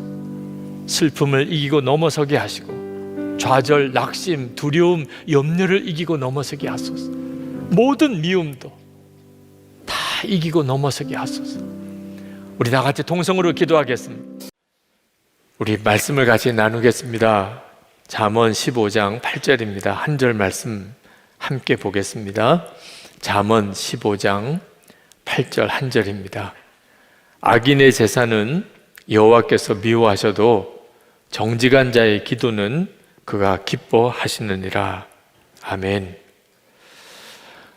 요즘은 정말 하나님이 기뻐하시는 것이 뭘까? 그 생각만 하며 삽니다. 마음 하나가 바뀌는데 삶 전체가 바뀌는 것 같은 느낌이 듭니다. 혹시 아직도 그 기쁨을 모르시는 분들은 정말 꼭 그렇게 살아보시기 바랍니다. 형편과 처지가 말할 수 없이 어렵고 또 당황스럽고 아주 공공한 가운데 빠져 있다 하더라도 우리의 마음의 생각은 항상 어떻게 하면 하나님이 기뻐하실까? 그 생각만 하면, 그러면 어느 순간에 어려움에서 벗어나 있는 것을 알게 됩니다. 그리고 여러분의 처지가 큰 간증이 됩니다. 여러분의 머릿속에 하나님이 기뻐하시는 것이 무엇일까? 지금 하나님은 어떻게 하는 걸 기뻐하실까? 그 생각만 하고 있다면, 그러면 여러분은 주님의 손에 붙들려 있는 것입니다. 여러분 안에는 성령께서 강하게 역사하고 계신 것입니다. 그러니 두려워할 일이 없는 거죠. 어떤 처지에 있어도 꼭 그렇게 살아보시기 바랍니다. 오늘은 하나님께서 우리가 기도할 때 정직한 자의 기도를 기뻐하신다, 그 말씀을 여러분들과 같이 좀 나누려고 합니다. 기도의 내용도 참 중요하지만 우리가 하나님께 드리는 기도가 어떤 내용의 기도를 드리느냐, 거기에 따라서 하나님이 기뻐하시기도 하고 안타까워하기도 하죠. 그러나 오늘 드리고자 하는 말씀의 핵심은 기도하는 그 사람이 어떤 사람이냐 하는 겁니다. 정직한 자의 기도, 그 사람의 기도를 하나님이 들으시기를 기뻐하신다는 거예요. 오늘 이 말씀을 듣는 여러분 모두가 다 정말 하나님이 기뻐하시는 그런 아주 정직한 자의 기도를 드릴 수 있게 되기를 원합니다. 성경이 분명히 그런 자의 기도를 하나님이 기뻐하신다고 그랬거든요. 이 말씀을 준비하면서 여러분에게 나누고 싶은 말씀이 참 많지만 그 자체가 하나의 연속 설교거리이기도 합니다. 정직한 자의 기도. 이 정직한 자가 누구냐? 근데 오늘은 몇 사람만 여러분에게나 소개하려고 합니다. 그것이 여러분에게 눈을 열어주는 성령의 도구가 되기를 원해서 이런 사람이 정직한 자의 기도를 드리는 자구나, 그 눈이 열리게 되기를 바라서 몇 번만 여러분에게 소개를 하려고 합니다. 가장 먼저 생각난 분이 존 하이드 선교사입니다.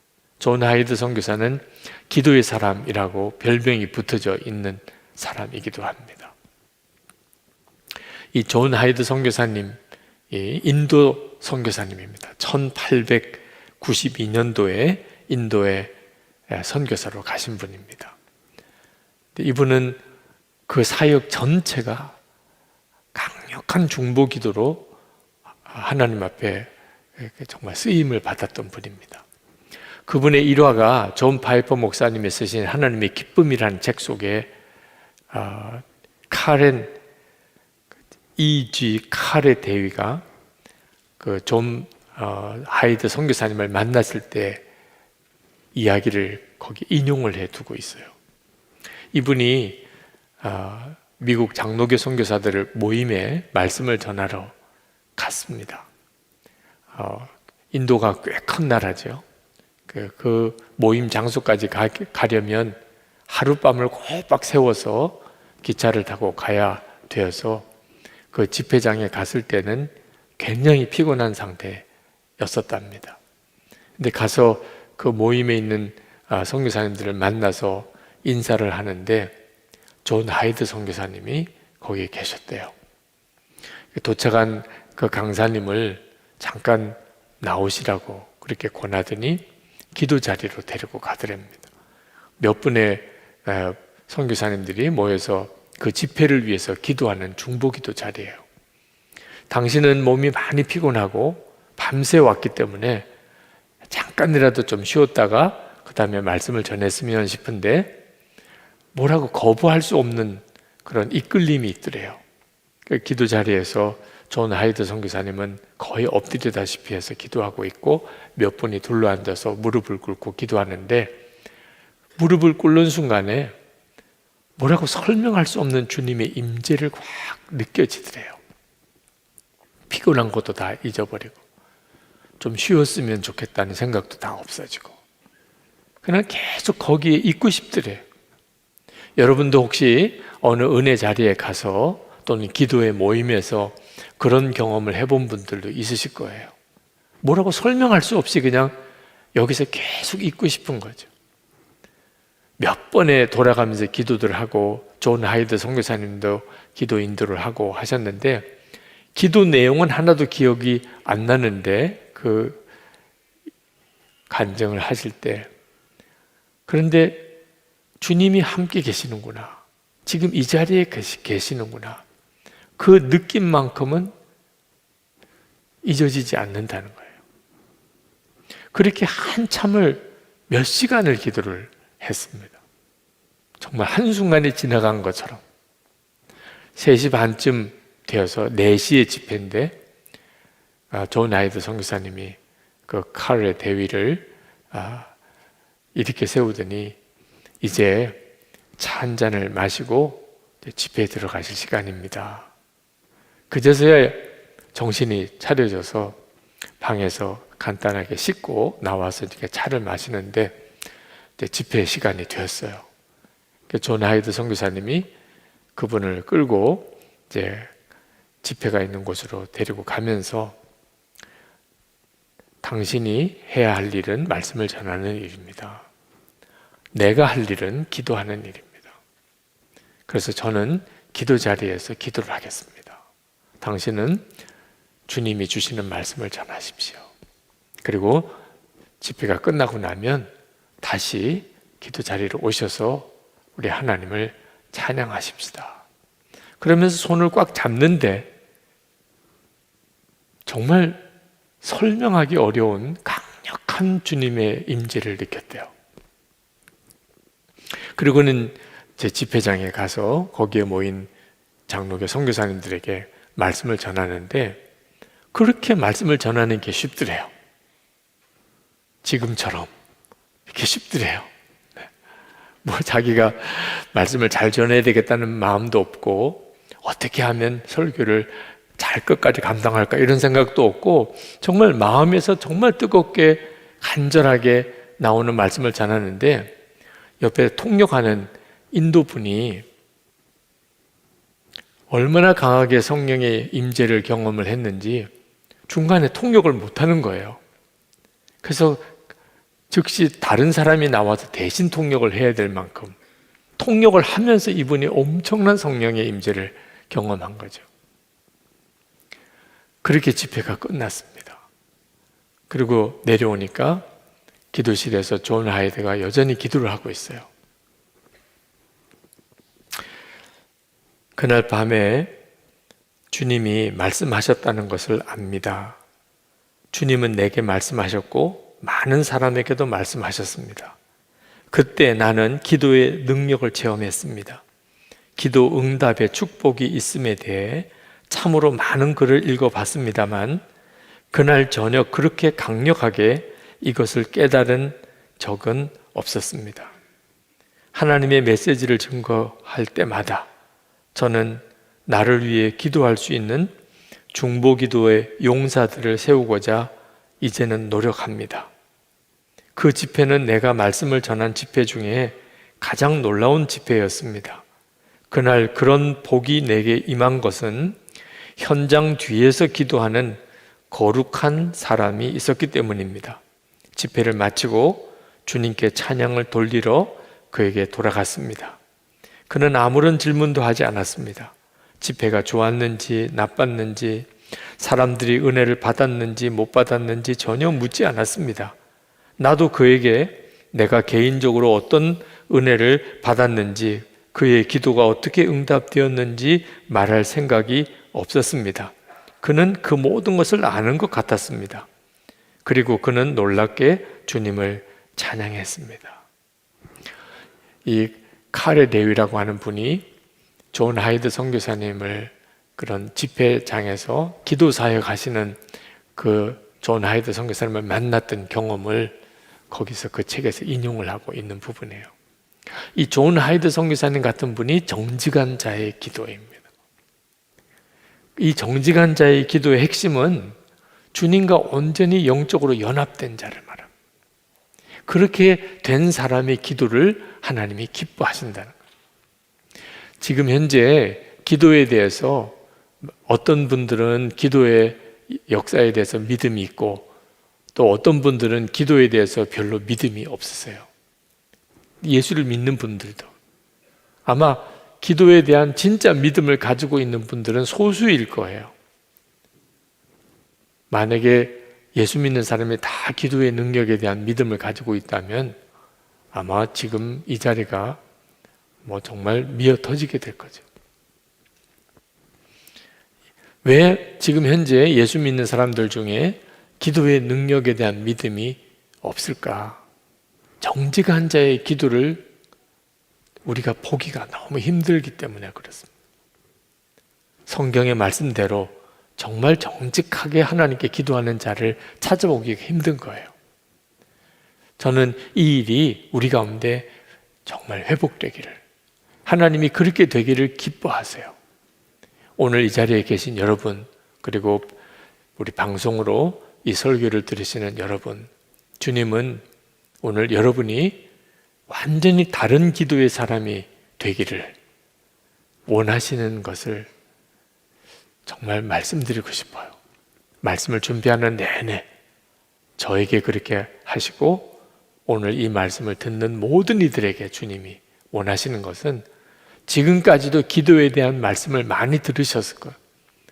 여러분들도 기도하는 사람이기도 하고.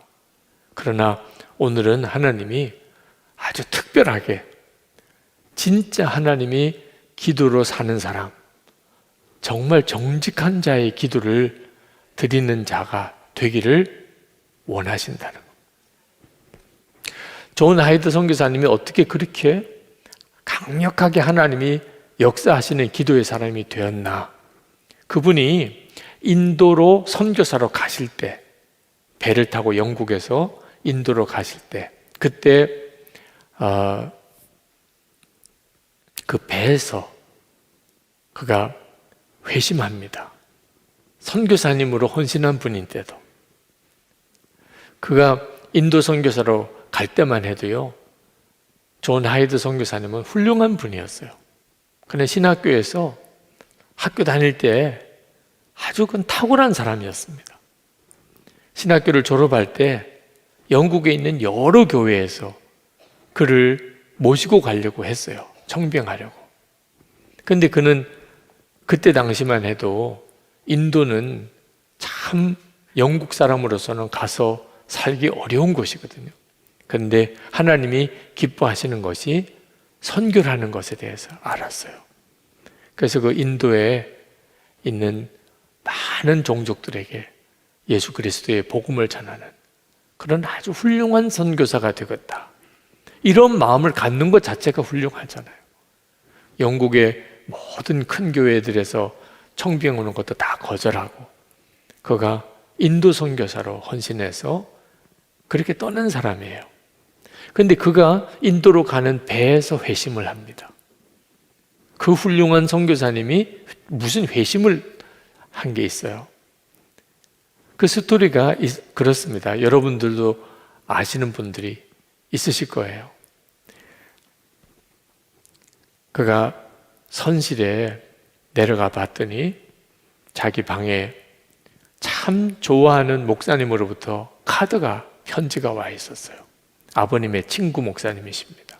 평소에도 너무너무 존경하던 분이에요. 너무 기쁜 마음으로 그분의 편지를 열어보았습니다. 그랬더니 거기에 아주 짤막하게 기록이 되어 있어요. 존, 내가 진정으로 성령 충만하기까지 너를 위하여 기도하기를 쉬지 않겠다. 그리고 아버지 친구 목사님의 이름이 사인이 있어요. 얼마나 좋은 편지예요. 그런데 존 하이드는 그 편지를 받아들고 부들부들 떨 정도로 분노했다고 그랬어요. 그래서 그 편지를 손으로 구겨가지고 선실 바닥에다 내동댕이 쳤습니다. 성령 충만하기까지, 참으로 성령 충만하기까지. 아니, 내가 모든 좋은 교회에서 오라는 거 다 사양하고 인도 선교사라 가고 있는 중이라고. 그리고 내 마음속에는 어떻든지 나는 훌륭한 선교사가 될 거야. 어떻든지 인도 말을 빨리 배워서 인도 사람들에게 예수님의 복음을 전하는 그런 참 좋은 선교사, 그런 선교사가 될 거야. 그런 마음으로 가득해 있다고 내가 지금. 그런데 그런 사람이 성령 충만한 사람이지. 나는 이미 성령 충만하다고. 그런데 성령 충만하기까지, 참으로 성령 충만하기까지 기도하기를 쉬지 않겠다고? 그러면 그분이 나를 보시는 것은 성령 충만하지 않다고 보신 거잖아. 그게 너무 기분이 나빠. 가판 위로 올라와서 막 분을 이기지 못해서 그 배 가판 위를 왔다 갔다. 막 이 화나는 걸 어떻게 세게 돼? 아니, 그분이 내가 존경하는 분이긴 했는데 그래서 더 속상한 거예요. 그러면 나를 성령 충만하지 않다고 보았다는 거잖아요. 그런데 그때 마음에 어떤 생각이 탁 떠올랐습니다. 그리고는 그가 다시 선실로 내려가요. 그리고 바닥에 내동댕이 친 그 편지를 들어서 다시 펴서 읽습니다. 존, 내가 진정으로 성령 충만하기까지 너를 위하여 기도하기를 쉬지 않겠다. 그리고는 그 선실 바닥에 무릎을 꿇습니다. 자기의 진짜 영적인 실상을 보게 된 거예요. 나는 선교사로 인도에 가고 있다고 생각했다.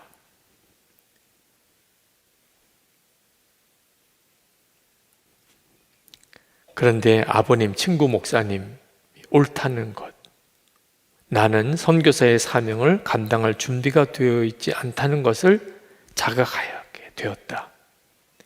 마침내 절망의 구렁텅이에 내려가 나 자신을 성령으로 채워달라고 구하게 되었다. 그렇게 기도하는 순간 모든 것들이 분명하게 드러났다. 자신이 보이기 시작했고 그가 품었던 것이 이기적인 야망이라는 사실이 깨달아졌다. 저는 배가 항구에 당도하기 전에 무슨 대가를 치르더라도 성령으로 충만해지고 말리라 결심하고 더욱 간절히 매달렸습니다. 제가 인도에서 보게 될 언어 시험에서 낙방하여 보이지 않는 곳에서 조용히 봉사하는 무명의 선교사가 되어도 좋으니 다만 성령으로 충만하게 해달라고 하나님께 간절히 구했습니다. 이 영적 몸부림은 항해가 끝날 무렵까지 계속되었습니다. 이 기도의 순간이 존 하이드 선교사가 거듭나는 순간이었어요. 하나님이 정말 기뻐하시는 자의 기도, 그걸 잠언은 정직한 자의 기도라고 말을 했어요. 다시 말하면 하나님과의 관계에서 하나님은 진짜 하나님으로 섬기는 자, 하나님조차도 내 욕심으로 나를 만족시키기 위한 존재로 생각하지 않는 사람. 안타깝게도 목회자도 성도들도 그런 사람들이 많습니다. 어느 목사님이 그런 이야기를 하시더라고요. 제가 지은 죄라고는 열심히 목회한 죄밖에 없습니다. 그 말씀을 듣는데 가슴이 이렇게 떨리더라고요. 내가 지은 죄라고는 열심히 목회한 죄밖에 없습니다. 그 말은 죄가 없다는 말이기도 하고 진짜 무서운 죄를 지었다는 말이기도 해요. 그 목사님이 말씀하는 나는 열심히 목회한 죄밖에 없다. 이 열심히 목회한 죄가 목사에게는 가장 무서운 죄가 돼요. 목사는 무엇 때문에 울고 웃을까요? 교인들 때문입니다. 교인들 때문에 웃기도 하고 울기도 합니다. 감사하기도 하고 슬퍼하기도 합니다. 사실은 목사 자신의 어떤 만족을 위해서 목회를 하는 거예요. 교인 수가 많아지면 기뻐하고 교인 수가 적어지면 슬퍼하고 목사도 어쩔 수 없이 사람이니까 그렇게 되더라고요. 하나님께 기도하면서 교회가 잘 되게 해달라, 목회가 성공하게 해달라, 결국은 목사 자신의 기쁨과 만족을 구하게 되는 거죠. 그러니까 목회 열심히 한 죄밖에 없다는 표현을 하게 되는 거죠. 교묘한 참 정말 무서운 죄예요. 목적이 하나님께 있지 않고 목적이 사람에게, 자기에게 있는 거예요. 교인들도 마찬가지예요. 하나님을 믿는다, 또 하나님의 사랑하는 자녀다. 그렇지만 진짜 내 기쁨의 이유는 돈이에요. 내 진짜 기쁨의 이유는 사람이에요. 내 진짜 기쁨의 이유는 세상에서의 성공이에요. 그것 때문에 울고 웃는 거예요. 이런 사람이 정직한 자가 아닌 거예요. 하나님이 보실 때는. 우리를 정말 끝까지 참으시는 하나님이시지만 하나님은 우리의 속의 동기를 아세요. 우리가 진짜 좋아하는 게 뭔지, 우리가 진짜 바라는 게 뭔지. 주님이신가? 아니면 자기 자신의 만족인가? 내가 원하는 것, 내가 계획하는 것. 존 하이드 선교사님은 인도 선교사를 가는 배에서 그게 꺾어진 사람이에요. 선교사로 가는 것조차도 자기 만족일 수 있어요. 훌륭한 선교사가 돼야 되겠다. 존경받는 선교사가 되겠다. 내가 인도에서 제일 거룩한 선교사가 돼야지. 이것조차도 교묘하게 자기 만족일 수 있는 거예요. 그게 존 하이드 선교사에 꺾어지고, 그리고는 진정으로 성령으로 충만하기를 갈망하게 되면서부터 그는 하나님이 놀랍게 쓰시는 기도의 사람이 됩니다. 그리고 아까 말씀드린 것처럼 정말 놀라운 하나님의 역사들을 존 하이드 선교사님의 기도 사역을 통해서 이루어 가세요. 요한복음 15장 4절 5절에 예수님께서 내 안에 거하라 나도 너희 안에 거하리라. 가지가 포도나무에 붙어 있지 아니하면 스스로 열매를 맺을 수 없음 같이 너희도 내 안에 있지 아니하면 그러하리라. 나는 포도나무요 너희는 가지라. 그가 내 안에 내가 그 안에 거하면 사람이 열매를 많이 맺나니 나를 떠나서는 너희가 아무것도 할 수 없느니라. 우리가 온전히 예수님 안에 거하는 사람이 정직한 자예요. 그러면 주님이 우리 안에 거하시고, 그리고 기도가 달라져요. 그 기도를 통해서 많은 열매가 맺어요.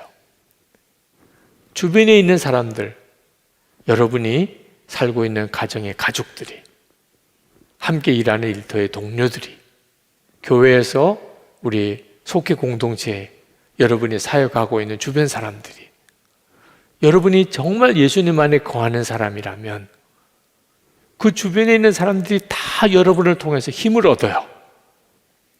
은혜는 흘러가게 돼 있어요. 정말 주님과 하나가 된 사람은. 그 사람의 기도는 강력한 기도예요. 정직한 자의 한 사람으로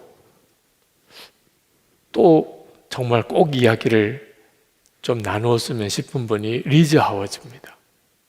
여러분에게도 리즈 하워즈, 중보기도의 사람 리즈 하워즈라는 책도 제자훈련 때 소개를 해드렸는데, 안 읽어보신 분들이 있다면 꼭 읽어보세요.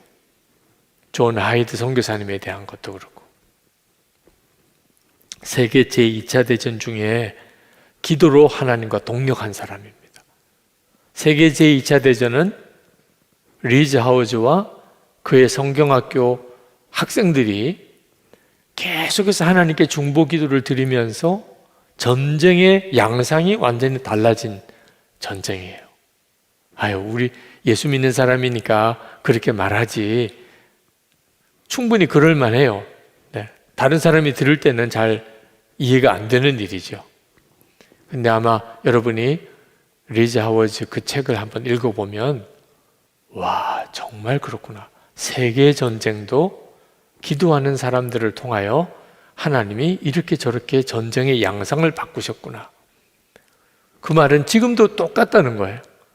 코로나19로 인해서 전 세계가 지금 어려움을 겪고 있는데, 이 코로나19를 가라앉히고 이 세상이 다시 일상으로 돌아오게 되는 일은 강력한 기도의 사랑과 그 무리들이 필요해요. 그 일에 대해서 배우게 될 거예요. 독일 비행기들이 그 영국 런던을 폭격할 때, 그때 리즈 하우즈와 그 성경학교 학생들이 하나님께 기도를 시작합니다. 그건 무시무시한 일이었다고 그래요. 영국 런던이 막 불바다가 되는. 근데 그렇게 기도하면서 그 리즈 하워즈의 마음속에 영국이 승리한다는 확신이 옵니다. 이건 정말 놀라워요. 지금은 영국이 불바다가 되고 있는데, 그래서 눈에 보이기는 영국도 이제 끝났어요. 유럽이 영국 하나 남기고 다 독일의 지배를 받았어요. 근데 영국이 이긴다는, 하나님이 그렇게 응답을 주셨어요. 그래서 리즈 하워즈가 사이렌이 울리고 그리고 영국이 불바다가 되고 런던이 불바다가 되고 그런 상황 속에서 그가 하나님을 예배하고 그리고 하나님을 찬양합니다. 이 전쟁은 끝났다. 하나님이 영국을 이기게 하신다. 리즈 하워즈가 정말 두려워했던 것은 전쟁이 아니었고 하나님의 뜻을 놓치는 것이었어요. 근데 하나님의 뜻을 알게 하셨어요. 그러니까 그걸 견고하게 붙잡으려고 했던 거죠. 그래서 더 이상 영국이 이기게 해달라고 기도하지 않습니다. 이미 이기게 해주신 걸. 그는 계속해서 찬양만 해요. 그리고 함께 기도하는 사람들에게 하나님이 정말 함께 하시고 역사를 주장하신다는 것을 분명하게 믿으라. 그것만 계속 강조했어요. 하나님을 분명히 믿으라. 근데 어느 날 독일 공군이 승리를 목전에 두고 이해할 수 없는 이유로 영국 공습을 중단하게 됩니다. 정말 그 무서운 끔찍한 그 영국 런던 대공습이 끝나요. 에디오피아 전선에서 싸울 때, 이탈리아에서 싸울 때, 덩커크 전투에서 그 책 속에 수도 없는 영국 2차 대전 때 있었던 전투에서 하나님이 기도를 시키세요. 그리고 영국과 연합군의 승리를 하나님이 허락하십니다. 그리고 전 세계가 이제는 하나가 되는 그런 공동체가 필요하다.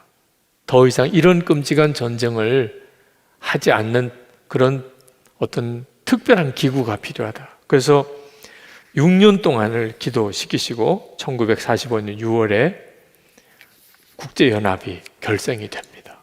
그 과정도 리즈 하워즈가 계속 강력하게 그 일이 이루어지도록 기도를 해요.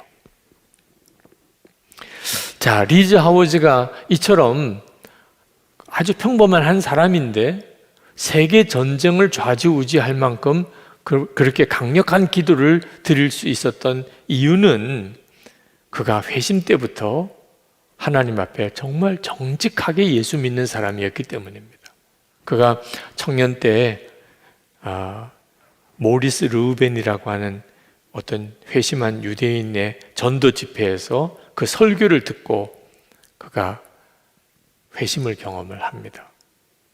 그때 주님의 음성을 들어요. 보라, 내가 문 밖에 서서 두드리고 있다. 내가 모리스 르우벤에게 들어갔던 것처럼 내 안에도 들어갈 수 있겠느냐? 주님이 그날 그렇게 물으세요. 지금 이 시간에 여러분 모두에게 주님이 동일하게 말씀하세요. 내가 너에게 들어갈 수 있겠느냐? 이미 우리는 성령님을 모시고 사는 사람이지만 그 점에 대해서 아직도 태도가 명확하지 않은 사람이 있습니다. 주님을 모시지 않았다고 그렇게 말할 수는 없지만 또 주님을 진짜 모시고 사는 것도 아닌 사람들이 너무나 많아요. 그날 이 리즈 하워즈는 주님이 그렇게 물으실 때 그가 네 하고 대답합니다. 그리고 성령께서 그분 안에 들어왔어요. 그리고 그가 완전히 거듭납니다. 그러니까 리즈 하워즈는 성령께서 자기 안에 오신 것을 진짜 믿은 사람이에요. 이게 정직한 자의 기도예요. 우리가 다 믿죠? 네. 그런데 우리는 성령께서 정말 내 안에 거하신다는 것을 수시로 잊어버려요. 말을 할 때도 행동을 할 때도 마치 성령님을 모시지 않은 사람처럼 그렇게 말하고 행동해요. 근데 리즈 하워즈는 그날 성령께서 내가 너에게 들어갈 수 있겠느냐? 예. 그리고는 그때부터 그는 정말 성령님을 마음에 모시고 사는 사람으로 살았어요. 성령님이 인격적인 분이라는 걸 알았어요. 그리고 자기가 성령을 모시고 사는 성전이 될 것을 요구받았어요. 예수님은 자기를 위해서 죽으셨고 자기도 그분 안에서 죽었기 때문에 이제는 새 생명으로 사는 것임을 그가 분명히 알게 되었어요. 성령이 오셨다는 말은 성령이 자기를 완전히 소유하신 것. 나는 오직 성령만이 내 안에서 예수님의 삶과 같은 삶을 사실 수 있다는 것을 알고 있었다. 문제는 그 말씀을 따를 때 생기는 손실을 어떻게 할 것이냐 하는 것이다. 돈에 대한 사랑, 가정을 이루는 일, 야망, 명성에 관한 문제들이었다. 성령께서는 나의 모든 의지를 포기할 것에 대해서 요구하셨고 닷새간의 고민 끝에 나는 성령의 뜻에 동의했고 성령께 모든 통제권이 이양되었다. 이제 나의 시대는 끝났다. 성령께서 완전히 나의 통제권을 장악하신 것이다. 제가 오늘 여러분에게 이 말씀을 드리는 것은 정직한 자의 기도는 우리가 이미 다 누리고 있는 은혜에 대하여 진짜 정직한 거예요. 예수님 내 안에 계시고 예수님이 내 생명이시고 나는 하나님의 성전이고 성령님은 나를 다스리시는 분이에요. 그 점에 대해서 정직한 사람이 정직한 자예요. 그때부터 리즈 하워즈에게는 성령의 역사하심이 그의 삶 속에 놀랍게 나타나게 됩니다. 그게 기도였어요. 한 가지 일화만 말씀을 드리고 그리고 우리가 붙잡고 오늘 기도했으면 좋겠어요. 한 번은 리즈 하워즈를 하나님이 아프리카 선교를 가라고 명령하십니다. 그래서 그가 아프리카 선교사를 다녀오게 되는데 문제는 아프리카로 갈 수 있는 아무런 여비가 없었다는 거예요. 그러니까 하나님이 가라는 거예요. 그래서 이 리즈 하워즈가 생각하기는 이제 약속한 런던에 가서 아프리카로 가기로 약속한 그 날짜까지 아마 여비가 올 모양이다. 그래서 기다리고 있었어요. 계속 소포가 올 때마다 혹시라도 여비가 오게 되지 않을까. 그런데 출발을 해야 되는데 이제 기차가 떠나게 된 시간에 기차역으로 가야 되는데 그때까지 돈이 하나도 없어요. 그러면 여러분 떠나야 돼요, 말아야 돼요? 하나님이 기차역에 가면 기차값, 기차 싹스를 누구로부터 나에게 주실 모양이다. 그래서 짐을 꾸려가지고 기차역으로 갑니다. 근데 기차역에 가서 기차가 올 시간이 다 됐는데 누구도 자기에게 돈을 주는 사람이 없어요. 자, 이걸 어떻게 해야 되나? 그래서 가지고 있는 걸 다 뒤져보니까 10실링이라고 있는데 그거는 그 중간역 한 30km 떨어진 역에 가서 이제 런던 가는 기차로 바꿔 타야 되는데 거기까지 갈 수 있는 싹 정도가 돼요. 그래서 그러면 거기까지 가는 것으로 표를 끊고 그리고 그 역까지 갑니다. 거기서 이제 2시간 지나면 런던으로 가는 기차가 오게 되는데 그걸 타야 돼요. 돈은 하나도 없어요, 이제는. 그러니까 2시간 동안 거기 대합실에서 기다리는 거예요. 이거 진짜 어떻게 해야 되나. 그때 성령께서 물어요, 마음에. 너가 만약에 돈이 있다면 넌 어떻게 할 거냐? 돈이 있으면 지금 그 매표구 앞에 서서 표를 샀겠죠. 그러면 너는 내 약속은 실제로 돈을 가진 거나 마찬가지로 확실하다고 믿느냐? 예, 그렇습니다. 그러면 너 지금 어떻게 해야 되겠냐? 그래서 표 사러 서요. 앞에 이제 한 7, 8명이 있는데 돈도 없으면서 거기에 줄을 이렇게 섰습니다. 자, 그때 마귀가 계속해서 참수를 해요. 야, 한 사람 또 줄었다. 한 사람 또 줄었어. 야, 너 정말 초라하다. 너 그 창피한 걸 어떻게 감당할래? 너 막상 매표구 앞에 가서 돈도 하나도 없으면서 너 하나님 믿는다고 지금 너 하는 그런 믿음은 그건 정상적인 게 아니야. 그때 얼마나 많이 갈등이 됐겠어요. 두 번째, 이제 앞에 한 사람, 두 사람 딱 서 있어요. 이제 진짜 줄에서 나올지, 돈도 없으면서 그 매표구에 가서 표 달라고 할 수는 없잖아요. 그 정말 마지막 순간에 하나님께서 모세가 그 홍해 앞에 섰을 때, 그때 하나님이 홍해를 갈라주시는 일이 진짜 일어날 것이다. 그걸 정말 믿고 주님이 그런 마음에 감동을 주셨으니까 근데 옆에서 이렇게 배웅을 나온 사람 중에 한 사람이 뛰쳐나오는 거예요. 그러면서 제가 아프리카 선교사로 이렇게 기차를 타고 가는 걸 배웅해 드리려고 왔는데 도무지 가게의 문을 열어야 될 시간 맞춰서 돌아가야 되겠기 때문에 떠나는 걸 못 보고 가야 될 것 같습니다. 너무 미안합니다. 그러면서 30실링을 쥐어주는 거예요. 갈 때 꼭 필요할 때 쓰세요. 그게 런던까지 갈 수 있는 기차표 값이에요.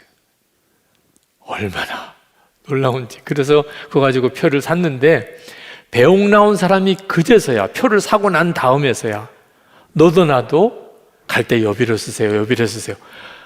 아니 다 돈을 가지고 있었던 거예요. 떠날 때 주려고 다 안 주고 있었던 거죠.